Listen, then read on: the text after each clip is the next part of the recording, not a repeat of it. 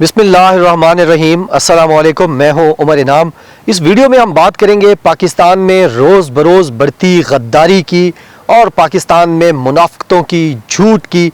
और अब अल्लाह ने करम किया है, पाकिस्तान के सारे झूठों ने अलायंस कर लिया है, जिसे पाकिस्तान डेमोक्रेटिक मूवमेंट कहा जा रहा है, जिसको साबिर शाकिर साहब ने आज ARY के प्रोग्राम में पाकिस्तान डिस्ट्रक्शन मूवमेंट कहा है। अल्लाह ना करे कि ये पाकिस्तान की तबाही का बायस बने, लेकिन रोज़ वो गुजरांवाला का जलसा हो तो जर्नलों के नाम लिए जाते हैं, वो कराची का जलसा हो तो पाकिस्तान के मोहतरम इदारों को ख़राब किया जाता है, उनको अपनी गंदी सियासत के कपड़े धोने के लिए घसीटा जाता है। और अगर कोयटा का जलसा हो तो मुनाफिकतों के और झूठों के रिकॉर्ड तोड़ दिए जाते हैं। ऐसी ही एक बदबूदार कोशिश आज एक नेक बाप के बद किरदार बच्चे ने अदा की है, जिसको उवैस नूरानी के तौर पर कहा जाता है। शाह अहमद नूरानी साहब से मैं मुलाकात कर चुका था। उनकी शख्सियत के मैं अभी तक सहर में हूँ कि वो कितनी अजीम शान शख्सियत थे। इसी तरह एक और शख्सियत थे, उनको तो हम नहीं मिले, लेकिन उनके फ़र्जंद सामने आते हैं। वो भी आलमी दीन थे। अब उनके फ़र्जंद जो हैं वो दोनों एक ही स्टेज पर थे, एक ही तरह का उनका जुस्सा है, एक ही तरह की उनकी ज़बान है, एक ही तरह की सोच है, और एक ही मकसद है कि जो सीटें अब उनको नहीं मिल सकी, जहां जिस मुकद्दस ऐवान में उनको नुमाइंदगी नहीं मिल सकी, उस मुकद्दस ऐवान को, और जिस इदारे ने पिछले 20 साल में इस मुल्क में सबसे ज़्यादा कुर्बानियाँ दी हैं, उस इदारे को ख़राब करना, उसके तकद्दुस को पामाल करना, इन दोनों की कोशिशें हैं। तो इसके ऊपर बात करेंगे। 3 जो बड़े झूठ सामने आए हैं इस PDM के जलसे से, उसके ऊपर बात करते हैं। सबसे पहले हम ये देखते हैं कि जो आज़ाद बलूचिस्तान का नारा लगाया है उवैस नूरानी ने, तो इससे बड़ी गद्दारी क्या हो सकती है। और बलूचिस्तान में जो सबसे बड़ा मसला है वो यही नारा है। बलूचिस्तान के जितने ग्रुप्स हैं, वो बलोच लिबरेशन आर्मी हो या उस समेत जितने गद्दार हैं, उन सब का नारा है, साल साल से यही नारा है। वो बाहर बैठे हुए मरी हों या यहाँ पाक फ़ौज पर हमला करने वाले गद्दार हों, कि आज़ाद बलूचिस्तान का नारा है। और आज किसी और ने नहीं, बिलावल भुट्टो और मरियम नवाज़ और मौलाना फजल रहमान की मौजूदगी के अंदर, उनकी पार्टी के लोगों की मौजूदगी के अंदर उवैस नूरानी ने आज़ाद बलूचिस्तान का नारा लगाया है। और ये नारा सिर्फ जज्बात के अंदर आकर लगाया गया है। ये उसी तरह का नारा है कि जिस तरह बच्चे गेम्स खेलते थे बचपन में, जिसको बारी नहीं मिलती थी तो वो आके विकटें तोड़ देता था कि मैं किसी ने नहीं खेडन देना।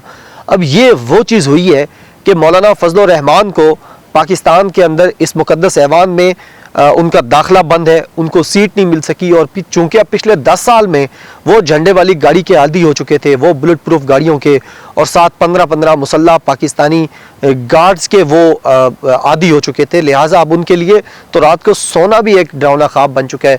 और वो चाहते हैं कि जिस कौमी असम्बली के अंदर वो नहीं है, जिस निज़ाम के अंदर वो नहीं है, हालांकि उनका बच्चा है, उनका बेटा है, जिस निज़ाम के अंदर वो समझते हैं मैं नहीं हूँ, वो निज़ाम ही लपेट दिया जाए। लिहाजा उवैस नूरानी का मैं समझता हूँ कि ये इंतहाई गलीज़ चेहरा, इंतहाई मकरूह खेल, साजिश, जिसके तहत हमें अलहदा करने की कोशिश की जा रही है। जो अजीत डोवल, अमित शाह, नरेंद्र मोदी बात करते हैं, वही बात जो मेजर गोरावारिया बात कर रहे हैं मुसलसल।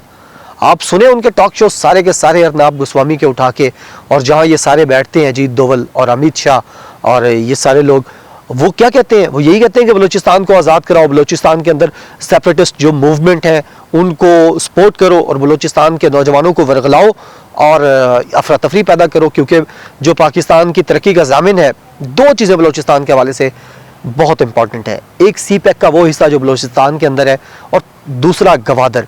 इन दोनों के ऊपर नज़रें हैं इजराइल की, भारत की, और जो भी पाकिस्तान के दुश्मन हो, चाहे वो इस्लामी लिबादे में हो या गैर इस्लामी लिबादे में हो। अब उनका मकसद डिस्टेबलाइज करना है बलूचिस्तान को, और बलूचिस्तान के अंदर वो मुसलसल हमले कर रहे हैं। पिछले दिनों हमने अपने 2 दर्जन फौजियों की शहादत देखी है। अभी उनकी वर्दियों पर लगा हुआ खून खुश्क नहीं हो पाया था कि उसी सरजमीन पर खड़े होकर उवैस नूरानी, जो इस मुल्क के बहुत बड़े सियासी लीडर समझते हैं अपने आप को, उनको कहा जाता है, वो ये कहते हैं कि आज़ाद बलूचिस्तान होना चाहिए। लिहाजा ऐसी जो शख्सियात हैं, इनको हमेशा अब कानून को حرکت میں آنا چاہیے, اس ملک کے ریاستی اداروں کو حرکت میں آنا چاہیے, اور دو نہیں ایک پاکستان کا نعرہ جو عمران خان صاحب لگاتے ہیں وہ ایسا ہی ہونا چاہیے. کیونکہ اگر یہی نعرہ آج کوئٹہ کے اندر کھڑا کوئی اسٹوڈنٹ لگاتا, کوئی عام شخص لگاتا, تو اب تک شاید وہ کہیں مسنگ ہو چکا ہوتا. لہٰذا اب جو مسنگ پرسن کے نام پہ اوپر آج ڈرامہ کیا گیا ہے, تو یہ اب مسنگ کس کو ہونا چاہیے, مسنگ نہ کریں آپ, بے شک ان کو سامنے بٹھا کے انٹروگیشن کریں, ان کے اکاؤنٹس چیک کریں, ان کے پیچھے آپ جا کے دیکھیں کہ کہیں یہ کوئی پیسے پوسے تو نہیں پکڑ رہے کہ یہ جو اپنے آپ کو بہت معزز سمجھتے ہیں, یہ اتنے خطرناک چیزوں میں آپ پڑ گئے ہیں کہ جس دہشت گردی نے پاکستان کی کمر توڑ کے رکھ دیا پچھلے 20 سال میں, اس کا نعرہ آزاد بلوچستان کا ہے, اور وہ یہ مولوی آج کھڑا ہو کے وہاں یہ نعرے لگا رہا ہے آزاد بلوچستان کے. تو اس کو قومی اداروں کو لازمی دیکھنا چاہیے. دوسرا جو جھوٹ ہے وہ مسنگ پرسنز کے حوالے سے آج بہت زیادہ بولا گیا ہے, اور بلوچوں کے سینٹیمنٹ سے کھیلنے کا آج ایک موقع تھا جس کو نہیں گوایا کسی نے بھی, اور سب نے, جتنی آن سانگ سوچی ہیں, وصیتی چیئرمین صاحب ہیں یا پاکستان سے فرار شدہ گوال منڈیلا صاحب ہوں, جو لوگ ہیں سب نے, مولوی فضل الرحمان صاحب ہیں, انہوں نے بھی آج مسنگ پرسنز کی بات کی ہے.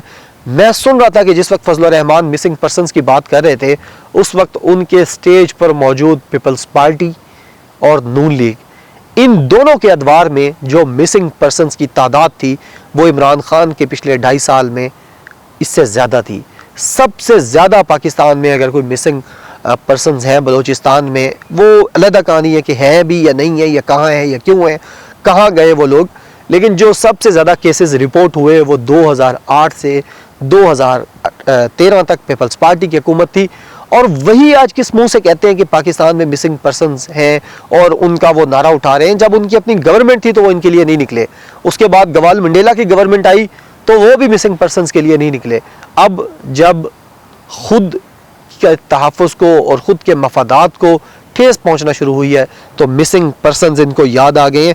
فضل الرحمان صاحب بھی کہہ رہے تھے کہ سالہ سال سے لوگ مسنگ ہے, تو بھائی جان سالہ سال سے کوئی عمران خان کی حکومت ہے, سالہ سال سے کوئی جنرل باجوہ ادھر آپ کا آرمی چیف ہے, جو اس سے پہلے تھے وہ آپ کے سٹیج پر موجود ہیں, ان کی تعریف اور توصیف آپ کر رہے ہیں, اور دوسری طرف آپ منافقت کا انتہائی غلیظ اور مکروہ چہرہ جو آپ صدیوں سے, سالہ سال سے لوگوں کو دکھاتے چلے آئے ہیں, اور اپنی اس مکروہ سیاست کے ذریعے آپ نے پاکستان کی ترقی, خوشحالی اور نوجوانوں کی آگے بڑھنے کی راہیں ختم کی ہیں.